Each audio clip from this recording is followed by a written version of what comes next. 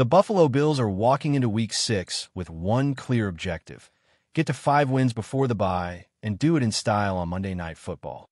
It's a primetime matchup on the road against an Atlanta Falcons team that's rested, coming off their bye, and eager to prove they can hang with the league's elite. But let's be honest, this isn't about the Falcons. This is about Buffalo cleaning up what went wrong last week and reminding the league exactly who they are. Kickoff is set for 7:15 Eastern at Mercedes-Benz Stadium, and yes, that's earlier than your typical Monday night game, so set those alarms.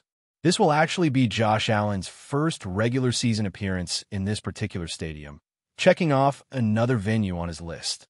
He's got Charlotte and San Francisco left. And hey, wouldn't it be poetic if Levi's Stadium ends up being the final destination this season? Super Bowl vibes, anyone? Now, let's dig into what this matchup really looks like. The Falcons sit at 2 wins and 2 losses. They've been up and down, beating the Vikings and Commanders, but getting absolutely throttled by Carolina and dropping one at Tampa Bay in the opener. The Bills, on the other hand, are sitting at 4 wins and 1 loss, looking to bounce back after a frustrating defeat to New England. There's no doubt the urgency is there. Nobody wants to limp into the bye week, especially not a team with championship aspirations. Raheem Morris is leading the Falcons now. He's a coach with experience, no doubt, a guy who got his first head job with Tampa Bay way back in 2009 and now has Atlanta playing his brand of football. Through 2 seasons with the Falcons, he's got a respectable 14-8 record. He's been around, stints with Washington, the Rams, and now back in Atlanta. So he knows how to game plan, and he knows how to build a defense. But the question is, does he have the talent to stop Buffalo? At quarterback, it's Michael Penix Jr., a rookie with a cannon of an arm and a lot of promise, but who's still figuring out the NFL game. The Falcons picked him 8th overall in this year's draft, just months after handing Kirk Cousins a massive contract. But Cousins is out of the picture now, and Penix is the guy. At 6'3" and over 200 pounds, he's got the physical tools. He lit up college football with Washington and ran a 4.46 40 at his pro day. But the strange part? He never uses that speed. He's had 7 starts, and in those games, he scrambled just 11 times. Even in college, the guy barely ever ran. It's one of those things where you look at the athletic profile and wonder why it's not part of his game. Maybe it's the injury history. Maybe it's just his style. But for whatever reason, he's a pocket guy through and through. And when he throws, it's mostly short and to his first read. He's been conservative so far, not pushing the ball deep. In fact, only about 5% of his passes travel more than 20 yards downfield. That's near the bottom of the league. His completion rate sits at 62%. He's got 3 touchdowns and 3 picks, and his passer rating is sitting in the low 80s. Nothing special yet. What's really stood out is how much they rely on yards after the catch, especially with Bijan Robinson, who, by the way, is looking like the real deal. Let's talk about this Falcons offense. They're not flashy. They average just 19 points a game, which ranks near the bottom of the league. They run the ball almost as much as they pass it, and that's by design. Robinson and Tyler Allgeier are a dangerous 1-2 punch in the backfield. Robinson's the star, shifty, explosive, with incredible contact balance. Allgeier's the power guy, a downhill runner who sets the tone. And with that duo, the Falcons try to control the tempo and keep opposing offenses on the sideline. That's the strategy. Keep Josh Allen cold on the bench. In the passing game, it's all about Drake London and Kyle Pitts. London is a big-bodied wideout who can box out defenders and make contested catches look easy. He's not just tall. He runs crisp routes and knows how to use his frame. Pitts, meanwhile, is one of the most athletically gifted tight ends in the league. Former top 5 pick, insane measurables. But the production has been inconsistent. This year, though, he started to find a rhythm, and that makes things interesting. Then there's Ray McCloud in the slot, a familiar face for Bills fans. And if Darnell Mooney is healthy, he gives them a legit vertical threat. Otherwise, you're probably going to see more of Casey Washington, a young player who's still finding his place in the league. Up front, Atlanta has a solid offensive line. Jake Matthews at left tackle is as steady as they come, been holding it down for a decade. Matthew Bergeron at guard is a promising young player, And Ryan Neal at center is a great story. Undrafted and now anchoring the middle of the line. Chris Lindstrom might be the best right guard in football, and Elijah Wilkinson is filling in at right tackle for the injured Kayla McGarry. That's the weak link, and it's something Buffalo needs to attack. So what are the keys for the Bills' defense? Number 1, do not let Bijan Robinson take over this game. We've seen it before with Derrick Henry, Jonathan Taylor, Saquon Barkley, backs who can wreck a defense single-handedly. Robinson is in that tier. You're not going to shut him out completely, but you have to make sure he doesn't go off for 200 total yards and multiple scores. Force the Falcons to beat you through the air. And speaking of that, this has to be a game where you dare Michael Penix to throw downfield. So far, he hasn't shown he can do it. He struggles with accuracy on anything beyond 10 yards. His passer rating on intermediate and deep throws is dead last in the league. This is where the Bills can afford to stack the box a little, drop safeties into the intermediate zones, and force the rookie to try and beat them over the top. If he does, tip your cap, but make him prove it. And then there's the one-on-one matchup that could define this game. Christian Benford versus Drake London. Benford hasn't been himself this season. After 2 strong years, he's been a bit shaky in coverage, and this is the week he needs to step up. London's a tough assignment. Big, physical, polished, but Benford is exactly the type of corner built for this matchup. If he can hold his own, that's going to make life a lot easier for the rest of the defense. Finally, the defensive line has to exploit that backup, right tackle. Wilkinson's no rookie, but he's a backup for a reason. With Penix being left-handed, this is his blind side, and that means guys like Greg Rousseau and Leonard Floyd need to feast. Pressure the quarterback, collapse the pocket, and don't give him time to sit back and find London or Pitts downfield. Now let's flip the field and talk about the Falcons' defense, because while this group might not be a top 5 unit on paper, they've quietly become one of the most aggressive and unique defenses in the league. At the heart of it is Jeff Ulbrich, their defensive coordinator. If you're a Bills fan, the name should ring a bell. He spent the last few years with the Jets and built some tough matchups for Buffalo in the past. He knows how to dial up pressure and create confusion, and you better believe he's going to bring all of that Monday night. So far this season, Atlanta is allowing just over 21 points per game, middle of the pack. But when you look deeper, the picture becomes more interesting. They rank top 10 in defensive EPA per play and are especially stingy against the pass, sitting top 5 in that category. The run defense, though, has been a different story. They're near the bottom of the league in EPA per rush, which immediately puts a spotlight on one of the Bills' biggest strengths, the ground game with James Cook and this new-look offensive line. Here's where things get wild. The Falcons are blitzing more than any team in the NFL, a staggering 44% of the time. They bring heat constantly, and it's working.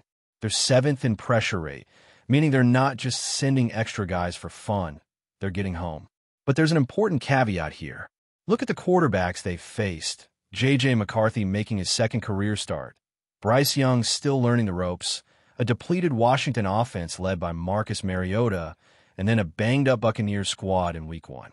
Not exactly a murderer's row.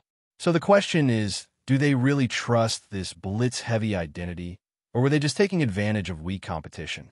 Because if they try the same approach against Josh Allen, that's a completely different challenge.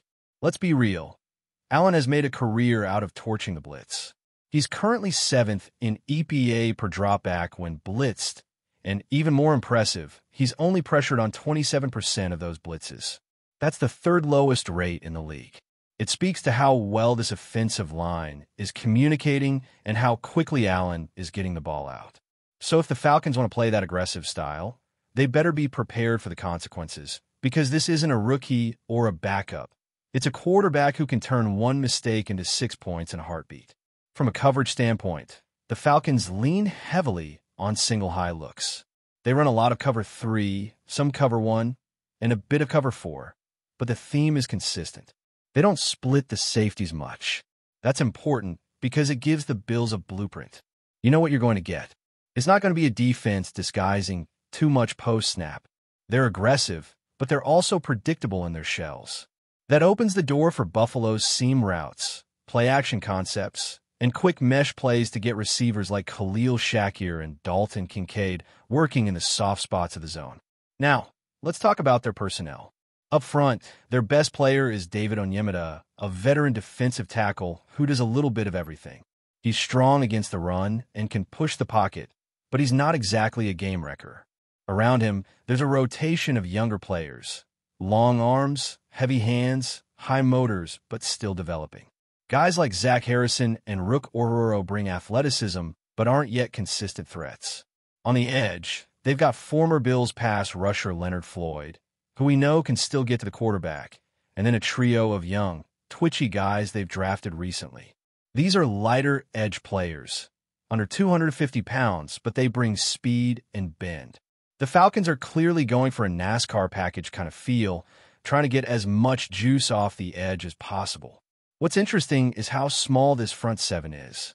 In fact, Onyemata is the only player on the entire defense over 300 pounds. The edge players are light. The linebackers? Also on the smaller side. Caden Ellis is a solid, underrated veteran who brings leadership and instincts, but his running mate, Divine Deeblow, is a converted safety. He's only about 220 pounds. This is a fast, mobile front, not a bruising, downhill one. That matters, especially when you think about how Buffalo wants to play. This is a week where the Bills absolutely need to run the ball. You look at the personnel on that defense, the size, the matchups, the weaknesses, and it screams ground attack. They've been bottom tier in stopping the run, and they haven't faced an offense like Buffalo's, with a quarterback that could be a factor in a run game, multiple tight end sets, and an offensive line that's been creating real movement this year. This is where you lean into your identity and force them to deal with it. And when you do run it, make those corners tackle. A.J. Terrell, Mike Hughes, Billy Bowman, none of them are physical tacklers. Terrell's the best of the group, but even he's not known for run support. Bowman, their rookie slot corner, is ultra-aggressive but wildly inconsistent as a tackler. If you can get Cook or even Diggs to the edge and into space, you're going to get chunk yardage. Make those defensive backs feel the game early. When the Bills throw, they'll need to be sharp in protection. The Falcons aren't going to make it easy. They twist, they stunt, they use simulated pressures. They don't just send bodies. They try to scheme pressure. That means communication has to be perfect. Blitz pickup from the running backs, recognition from the line, and of course, quick processing from Allen. It's going to be a mental game just as much as a physical one, especially if they try to heat him up every other snap. And here's another wrinkle, those safeties. Jesse Bates and Xavier Watts might be the most dangerous part of this defense. Bates is a proven ball hawk, a true center fielder who has a knack for reading quarterbacks and jumping routes. Watts, the rookie from Notre Dame, is cut from the same cloth. He's been one of the most productive young safeties in the league already and brings a physical presence and nose for the football. Allen needs to be aware of those guys at all times. You don't want to get caught testing the middle of the field when either one is lurking. He got burned trying that against the Saints' rookie safety, and Bates is an even savvier version of that. Before we dive back in, make sure to hit that subscribe button and give this video a thumbs up. Your support helps us keep delivering the latest Buffalo Bills updates straight to your screen. And hey, don't hold back. Let us know your thoughts on today's news down in the comments. In what could be the NFL's most shocking ripple this offseason, whispers have emerged from multiple sources suggesting that Sean McVAY, the prodigious young coach of the Los Angeles Rams, has officially been confirmed in a move that could shake the league to its core. While the details remain shrouded in speculation, insiders hint that McVay's confirmation as head coach, or perhaps in a more strategic executive role, may coincide with an unexpected twist that could redefine the Rams and the Buffalo Bills' futures. The buzz started quietly in Los Angeles, where front office murmurs suggest a possible realignment of coaching priorities. Analysts are speculating that McVay's presence, while a boon for team strategy, might paradoxically coincide with a period of transition for the Rams roster. Could it be that this very confirmation is linked to Los Angeles losing a key talent? The rumor mill has been relentless, pointing fingers at star players who might be on the move, and fans are already bracing for the possibility that the Rams could be entering a rebuilding phase despite McVay's acclaimed leadership. Meanwhile, the Buffalo Bills seem poised to reap the benefits. Sources close to the organization hint that this shift might pave the way for them to acquire a future Hall of Famer, a player whose skill set could redefine the team's offense or defense for years to come. Conversations around the league suggest that the Bills' front office has been quietly maneuvering, waiting for the perfect alignment of stars, coaches, and contract timing. Could this be the moment when Buffalo finally converts potential into dominance? The rumor suggests so, and fans are already dreaming of playoffs, primetime showdowns, and perhaps a deep Super Bowl run. Of course, the NFL is nothing if not unpredictable. McVay's confirmation might be just the surface of a deeper, more intricate chessboard. Trades, draft picks, and strategic alignments could emerge in the coming weeks, leaving fans, analysts, and rival franchises alike scrambling to decode what's real versus what's simply the product of an insatiable rumor mill. But one thing seems certain. The winds of change are blowing through Los Angeles and Buffalo alike. And if the whispers prove true, the league could be witnessing the beginning of a new era where McVay's genius indirectly hands the Bills a crown jewel. Potentially a future Hall of Famer who could tilt the balance of power in the NFL for seasons to come. That's a wrap for now. If you enjoyed the video and want to stay on top of all things Buffalo Bills, make sure to subscribe and hit that like button. We'd love to hear what you think in the comments. See you in the next update.